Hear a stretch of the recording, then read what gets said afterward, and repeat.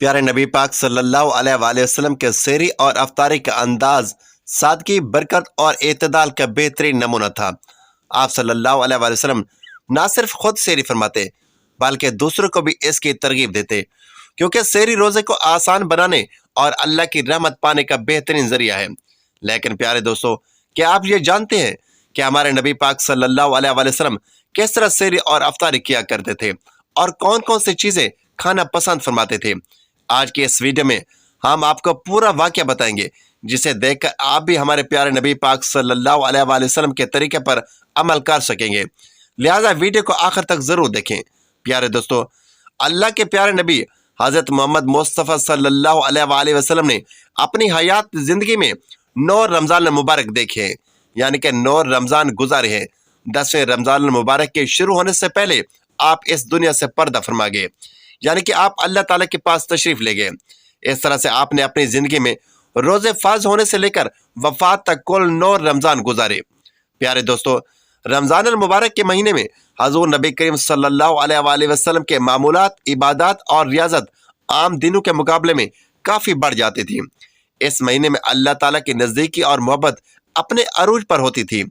اسی شوق اور محبت میں آپ صلی اللہ علیہ وآلہ وسلم راتوں کے قیام، نماز اور عبادت کو بھی بڑھا دیتے۔ ہمارے پیارے نبی صلی اللہ علیہ وآلہ وسلم کے انہی معمولات کا ذکر کیا جاتا ہے تاکہ ہم بھی آپ صلی اللہ علیہ وآلہ وسلم کے طور طریقوں پر عمل کر کے اس مہینے کی برکتوں اور سعادتوں کو حاصل کر سکیں۔ حضور نبی کریم صلی اللہ علیہ وآلہ وسلم کو رمضان المبارک سے اتنی زیادہ محبت تھی کہ آپ اکثر اس مہینے کو پانے کی دعا فرمایا کرتے تھے۔ رمضان المبارک کی آمد کا اہتمام ماہ شعبان ہی سے بہت زیادہ عبادت اور روزوں کے ساتھ شروع ہو جاتا۔ حضور نبی کریم صلی اللہ علیہ وسلم اس مبارک مہینے کا خوش آمدید کہہ کر استقبال کرتے تھے۔ آپ صلی اللہ علیہ وسلم نے سوالیہ انداز میں صحابہ کرام سے رمضان کے استقبال کے بارے میں پوچھ کر اس مہینے کی برکت اور اہمیت کو اور بھی واضح کیا۔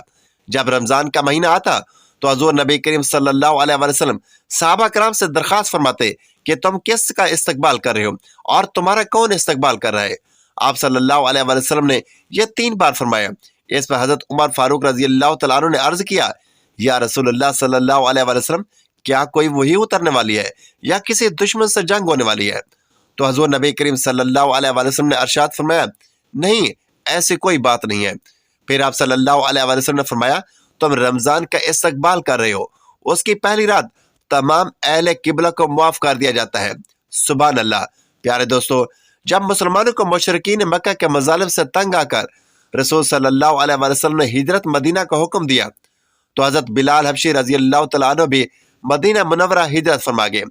مدینہ میں حضرت بلال رضی اللہ تعالیٰ عنہ اپنے محبوب کی تمنا لیے راہوں میں آنکھیں بچھائے انتظار کیا کرتے تھے، دن رات دعائیں کیا کرتے، اے اللہ، میرے محبوب محمد صلی اللہ علیہ وسلم کی حفاظت فرما، زمین کو سمیٹ لیں اور میرے نبی پاک صلی اللہ علیہ وسلم کو جلد سے جلد مدینہ پہنچا دے۔ جب ہمارے پیارے نبی صلی اللہ علیہ وسلم مدینہ تشریف لے آئے تو حضرت بلال رضی اللہ تعالیٰ عنہ کی خوشی کا ٹھکانہ نہ رہا، وہ قدموں پر نثار ہوتے چلے گئے۔ پیارے دوستو، اللہ کے پیارے نبی صلی اللہ علیہ وسلم جب سحری فرماتے تھے تو بالکل آخری وقت میں کرتے تھے، اور ادھر حضرت بلال حبشی رضی اللہ تعالیٰ عنہ اذان دے رہے ہوتے اور ادھر آپ صلی اللہ علیہ وسلم اپنا آخری لقمہ کھا رہے ہوتے تھے۔ اور جب سورج ڈوبتا تو آپ صلی اللہ علیہ وسلم نے اپنے منہ میں کھجور رکھ کر افطار فرمایا۔ آپ صلی اللہ علیہ وسلم ایسا کیوں کرتے تھے؟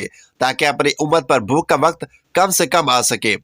ایک مرتبہ اللہ کے نبی صلی اللہ علیہ وسلم سحری کے وقت بکرے کی سحری کھا رہے تھے۔ حضرت علی رضی اللہ تعالیٰ عنہ بھی ساتھ تھے۔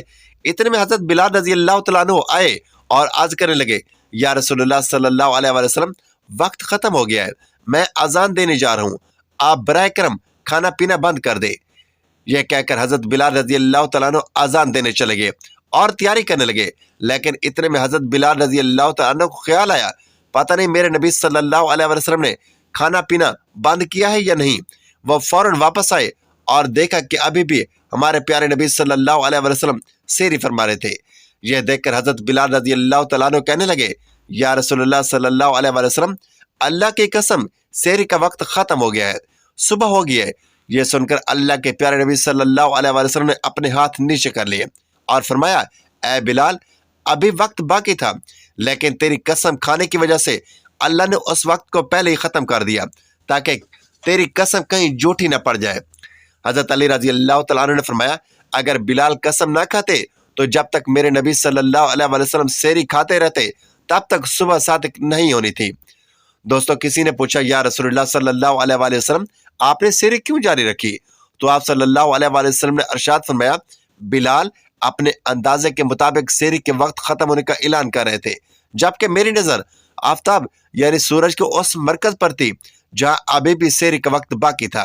لیکن جیسے ہی حضرت بلال رضی اللہ تعالیٰ عنہ نے قسم کھائی تو اللہ تعالیٰ نے ان کی قسم کو سچا کرنے کے لیے سورج کو حرکت دی اور وہاں پہنچا دیا جہاں سحری کا وقت ختم ہوتا ہے۔ سبحان اللہ۔ اللہ تعالیٰ ہمیں بھی اپنے پیارے نبی صلی اللہ علیہ وسلم کی سنتوں پر عمل کرنے کی توفیق عطا فرمائے۔ پیارے دوستو، ایک مرتبہ حضرت ابو عبیدہ بن زرہ رضی اللہ تعالیٰ عنہ بکرا پکا رہے تھے۔ اللہ کے پیارے نبی صلی اللہ علیہ وسلم نے فرمایا، مجھے اگلے بازو دستے کا گوشت پکڑاؤ۔ پھر آپ صلی اللہ علیہ وسلم نے اسے نوش فرمایا اور دوبارہ فرمایا، مجھے دستے کا گوشت پکڑاؤ۔ وہ بھی آپ صلی اللہ علیہ وسلم نے نوش فرمایا۔ پھر تیسری بار فرمایا، مجھے دستے کا گوشت پکڑاؤ۔ اس پر حضرت ابو عبیدہ رضی اللہ تعالیٰ عنہ نے عرض کیا، یا رسول اللہ صلی اللہ علیہ وسلم، بکرے کے تو صرف 2 ہی بازو اور دستی ہوتے ہیں۔ تو آپ صلی اللہ علیہ وسلم نے فرمایا، اگر تو دیگ میں ہاتھ ڈالتا اور نکالتا تو اللہ مجھے تب تک دستے نکال کر دیتا رہتا جب تک میں مانگتا رہتا۔ سبحان اللہ۔ پیارے دوستو، اللہ کے پیارے نبی صلی اللہ علیہ وسلم کو دستے کا گوشت بہت پسند تھا۔ اس کے علاوہ آپ کو دودھ، کھجور، کدو اور شوربے والی ہانڈی بہت پسند تھی۔ آپ ہمیشہ تازہ روٹی کھاتے، آپ کبھی بھی باسی روٹی نہ کھایا کرتے۔ صرف ایک مرتبہ فتح مکہ کے موقع پر حضرت ام ہانی رضی اللہ تعالیٰ عنہ کے گھر باسی روٹی کھائی، اس کے علاوہ کبھی باسی روٹی نہیں کھائی۔ اللہ کے پیارے نبی صلی اللہ علیہ وسلم نے فرمایا، سحری کھایا کرو کیونکہ سحری میں برکت ہے، اور فرمایا، جس نے رمضان میں کسی روزے دار کا روزہ افطار کرایا اس کے لیے گناہوں کی معافی اور جہنم سے نجات کا ذریعہ ہوگا۔ اللہ تعالیٰ قیامت کے دن اسے حوض کوثر سے پانی پلائے گا۔ ایک روایت میں آتا ہے، سحری کا کھانا برکت والا ہے لیکن واجب نہیں، کیونکہ نبی کریم صلی اللہ علیہ وسلم اور آپ کے صحابہ کرام نے لگاتار روزے رکھے اور ان میں سحری کا ذکر نہیں ملتا۔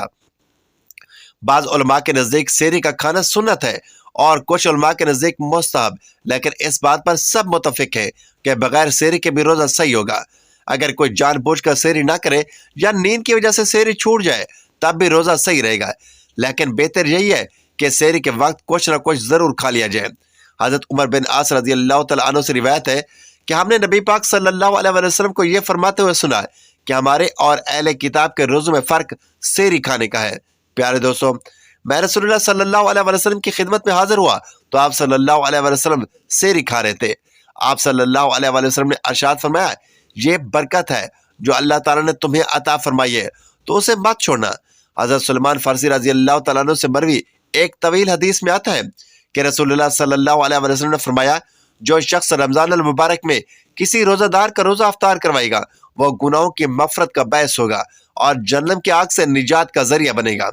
اللہ تعالیٰ اسے روزہ دار کے برابر ثواب عطا فرمائے گا اور روزہ دار کے ثواب میں بھی کوئی کمی نہ ہوگی۔ پھر رسول اللہ صلی اللہ علیہ وسلم نے فرمایا، اللہ تعالیٰ یہ ثواب اس شخص کو بھی دیتا ہے جو کسی کا روزہ دودھ کے 1 گھونٹ، 1 کھجور یا پانی کے 1 گھونٹ سے افطار کروائے۔ حضرت ابو ہریرہ رضی اللہ تعالیٰ عنہ سے روایت ہے کہ رسول اللہ صلی اللہ علیہ وآلہ وسلم نے ارشاد فرمایا، انسان کے ہر نیک عمل کا اجر ثواب 10 گنا سے 700 گنا تک بڑھا دیا جاتا ہے۔ اللہ تعالیٰ فرماتا ہے کہ روزہ خاص میرے لیے اور اس کی جزا یعنی بدلہ بھی میں خود دوں گا، کیونکہ بندہ اپنی خواہشات اور کھانے پینے کو صرف میری رضا کے لیے ہی چھوڑتا ہے۔ روزہ دار کے لیے 2 خوشیاں ہوتی ہیں، ایک خوشی افطار کے وقت، دوسری اپنے رب سے ملاقات کے وقت، اور روزہ دار کے منہ کی بو اللہ تعالیٰ کو مشک کی خوشبو سے بھی زیادہ عزیز ہے۔ رسول اللہ صلی اللہ علیہ وسلم نے فرمایا، روزہ ایک ڈھال ہے، اگر کسی کا روزہ ہو تو اسے غلط باتیں نہیں کرنی چاہیے۔ پیارے دوستو، حضرت انس رضی اللہ تعالیٰ عنہ فرماتے ہیں کہ اللہ کے پیارے نبی صلی اللہ علیہ وسلم مغرب کی نماز سے پہلے چند کھجور سے افطاری فرماتے تھے، یعنی کہ آپ تازہ کھجور سے روزہ کھولتے تھے۔ اگر تازہ کھجور نہ ملتی تو سوکھی کھجور چھوارے سے افطار فرماتے۔ اگر کبھی سوکھی کھجور بھی نہ ملتی تو آپ صلی اللہ علیہ وسلم کچھ چلو پانی پی کر افطار فرماتے۔ ایک اور حدیث پاک میں آتا ہے، اللہ کے پیارے نبی صلی اللہ علیہ وسلم ہمیشہ انہی چیزوں سے افطار فرماتے تھے جو آگ پر پکی ہوئی نہ ہوتی، یعنی کہ پھل اور فروٹ جیسی نیچرل چیزوں سے افطاری فرماتے تھے، کیونکہ آپ کو اس طرح کی چیزوں سے افطار کرنا زیادہ پسند تھا۔ اس لیے یاد رکھیے، کھجور سے افطار کرنا مستحب بہتر ہے۔ اگر تازہ کھجور نہ ملے تو سوکھی کھجور یعنی چھوارے سے روزہ کھولنا بہتر ہے۔ اگر چھوارا بھی نہ ملے تو پانی سے افطار کرنا بھی سنت ہے۔ اس کے علاوہ جوس یا دودھ سے بھی روزہ کھولنا بہتر ہے۔ اللہ کے پیارے نبی صلی اللہ علیہ وسلم افطار میں آگ پر پکی ہوئی چیزیں نہیں کھاتے تھے۔ اس کا مطلب یہ نہیں کہ آپ نے اسے کھانا منع کیا ہو، بلکہ آپ نے ارشاد فرمایا افطار میں آگ پر پکی ہوئی چیزیں کھانے سے پیٹ کو اور معدے کو نقصان پہنچتا ہے۔ اس لیے آپ صلی اللہ علیہ وسلم خود کو اس پریشانی سے بچانے کے لیے ایسا کیا کرتے تھے۔ مگر آج کل جو دیکھنے میں آتا ہے وہ یہ ہے کہ زیادہ تر لوگ افطار میں سموسے اور پکوڑے ہی کھانا پسند کرتے ہیں۔ مگر یاد رکھیے، اللہ کے پیارے نبی صلی اللہ علیہ وسلم ایسا کبھی نہیں کرتے تھے۔ پیارے دوستو، اب ہم آپ کو 10 چیزوں کے بارے میں بتاتے ہیں جو اللہ کے پیارے نبی صلی اللہ علیہ وسلم کو بے حد پسند تھی اور جنہیں آپ بہت شوق سے کھاتے تھے۔ یاد رکھیے، اللہ کے پیارے نبی صلی اللہ علیہ وسلم کا کھانا اور پینا بہت سادہ تھا۔ شہد، زیتون کا تیل، کدو، ان چیزوں کو آپ بڑے شوق سے کھاتے تھے۔ آپ اپنے منہ اور دانتوں کی صفائی کا بھی بہت خاص خیال رکھتے، اس لیے آپ کبھی بھی کچا پیاز اور لہسن نہیں کھاتے تھے، کیونکہ آپ کو ان کی بدبو پسند نہیں تھی۔ یاد رکھیے، اگر اللہ کے رسول صلی اللہ علیہ وسلم کو کوئی چیز یا کھانا پسند نہ آتا تو آپ بس اسے چھوڑ دیتے، مگر اسے برا نہیں کہتے۔ حدیث پاک میں آتا ہے کہ اللہ کے پیارے نبی صلی اللہ علیہ وسلم جس بھی حلال کھانے کو پاتے اسے کھا لیتے۔ اب پیارے دوستو، آئیے ہم جانتے ہیں کہ وہ 10 چیزیں جو اللہ کے پیارے نبی صلی اللہ علیہ وسلم کو بہت پسند تھی۔ نمبر 1، کھجور۔ اللہ کے پیارے نبی صلی اللہ علیہ وسلم کو سب سے زیادہ کھجور پسند تھی۔ آپ چند کھجور سے افطار فرماتے، تازہ کھجور سے روزہ کھولتے تھے۔ اگر تازہ کھجور نہ ملتی تو سوکھی کھجور سے افطار فرماتے۔ اگر سوکھی کھجور بھی نہ ملتی تو پانی سے افطار فرماتے۔ کھجور میں بھی آپ کو سب سے زیادہ اجوا کھجور پسند تھی۔